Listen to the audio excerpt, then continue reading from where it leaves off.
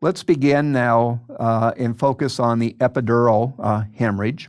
And we need to understand what the vascular source of this type of hemorrhage comes from.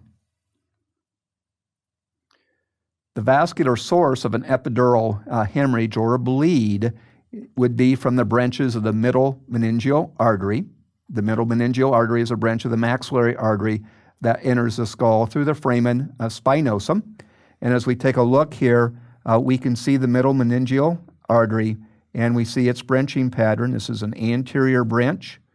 In this area here, the middle meningeal artery is coursing deep to the skull within the cranial cavity, and it will groove the skull at this particular point internally. This area of the skull is referred to as the pterion, and this is one of the thinnest portions of the skull on this side. So a blow here can fracture the skull. And then this is the posterior division, and it has a more posterior course as we see here. So the most common cause of an epidural hemorrhage is indeed a traumatic cause. So there's a severe blow to the side of the skull, usually in the area of the pterion. That's sufficient to fracture this region of the skull, and then the fractured bone gets pushed in internally and then can sever one of the branches of the middle meningeal artery. And in the case of the pterion, in this area here, that would be the anterior division of your middle meningeal artery. Here we see a section through the skull demonstrating an epidural hematoma. Here we can see the fracture of the skull right in through here on the lateral side. And as a result of that fracture, the middle meningeal artery has been severed. And because this is under high pressure, you'll get a separation of the dura away from the skull. And you see the fairly large, substantial bleed here within the cranial cavity.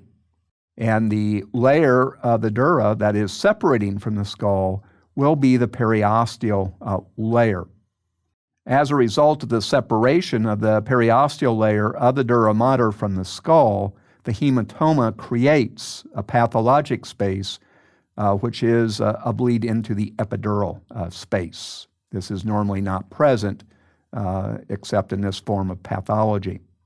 A characteristic of an epidural hematoma is its shape.